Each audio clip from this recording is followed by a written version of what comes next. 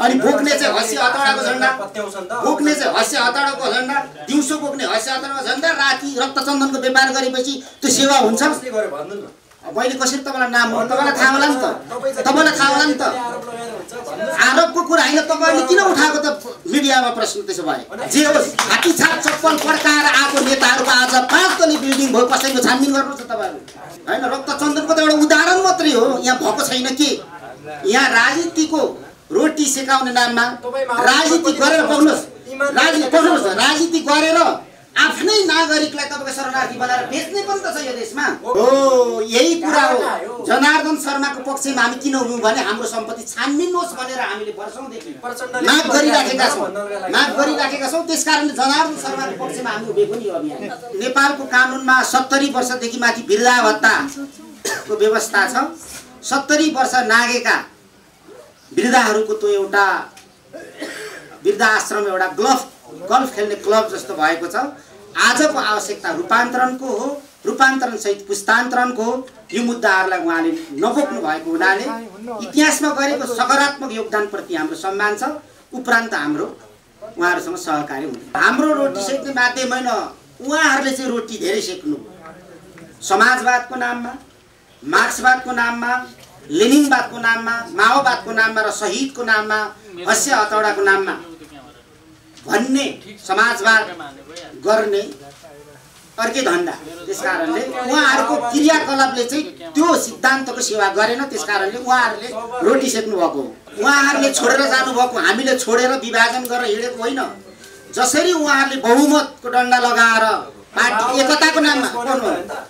एकताको नाममा जानुभयो, नेपालको कानुनले निर्वाचन लड्नको निम्ति त्यही नाम र त्यही प्रतीक नपाउने, चुनाव चिन्ह नपाउने भएको हुनाले आज हामीले प्रगतिशील अभियान थालेका छौँ। हामी अब अभियान थाल्छौँ। यो अभियानबाट जनताबाट सुझाव लिन्छौँ, सबै प्रभुत्व व्यक्तित्वहरूबाट, सबै क्षेत्र वर्ग लिङ्गको सुझाव लिन्छौँ।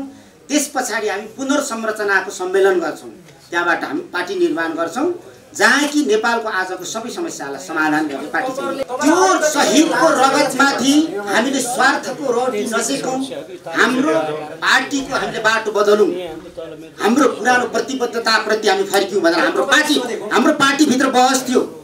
त्यसकारणले अब उहाँहरूले सिक्नुहुन्छ कि के गर्नुहुन्छ हामीलाई थाहा छैन। हामी नसिक्नुको निम्ति यता आएका छौँ र त्यो सबै विरासत, इतिहासको विरासत हामी जिम्मा लिन्छौँ भनेर हामीले छोडेको होइन, उहाँहरू छोडेर हिँडेको। हामीले छोडेको होइन।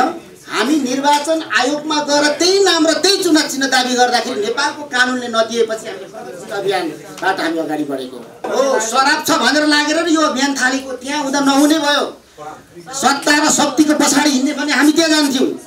तर हामी सास फेरेर बाँच्नु मात्रै बाँच्नु होइन रहेछ भन्ने निष्कर्षमा आज शहीदको सपनाले फुलेर हामी बाटो हिँडेका छौँ। हँसिया र हतौडालाई यो अभियानले बोक्छ कि बोक्दैन त्यो पछिको कुरा हुन्छ, तर त्यसको भावनालाई बोक्छ, त्यसको मर्मलाई बोक्छ, शहीदको सपनालाई बोक्छ, घाइतेको सपनालाई बोक्छ, बेपत्ताको सपनालाई बोक्छ। अनि बोक्ने चाहिँ हँसी हतौडाको झन्डा, बोक्ने चाहिँ हँसी हतौडाको झन्डा, दिउँसो बोक्ने हँसी हतौडाको झन्डा, राति रक्तचन्दनको व्यापार गरेपछि त्यो सेवा हुन्छ?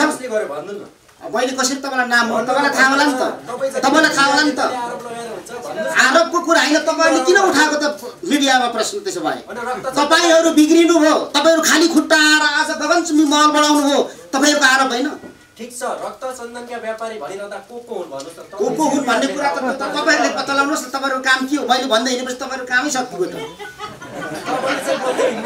जे होस्, हात्ती छाप चप्पल पड्काएर आएको नेताहरूको आज 5 तले बिल्डिङ भयो, कसैको छानबिन गर्नुहोस् न। तपाईहरु पत्ता लगाउनुस्, बाहिर निकाल्नुस्। तपाईहरु त पत्रकार हो नि हैन? रक्तचन्दनको त एउटा उदाहरण मात्रै हो, यहाँ भएको छैन के? यहाँ राजनीतिको रोटी सेकाउने नाममा राजनीति गरेर बस्नुहोस्, राजनीति गरेर आफ्नै नागरिकलाई तपाईको शरणार्थी बनाएर बेच्ने पनि त छ यो देशमा। ओके, तपाई माओवादीमा कति वर्ष बस्नुभयो? इमानदारीताका साथ भन्नुस्। म 25 वर्ष बसेँ। अनि ती रक्तचन्दनका व्यापारी तपाईलाई थाहा थिएन योभन्दा अगाडि? अब थाहा थियो कि थिएन भन्ने कुरा हामीले पार्टी भित्र कति कुरा उठायौं रूपान्तरणको पक्षमा। त्यही भएर आज यो भनेको हो नि। तपाईले आफ्नो आँखाले हेर्नुस् न, हामी बदलिएको। तपाईहरुको प्रश्नको मृत्यु भएको हो। अब यो विज्ञप्ति हेर्नुस्, विगत 3 वर्षदेखि निरन्तर हामीले हाम्रो पार्टीले नेतृत्वलाई प्रश्न उठाएका छौं।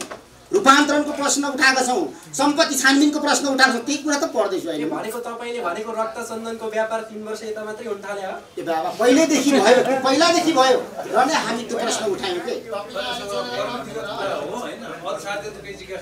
अरू बच्चा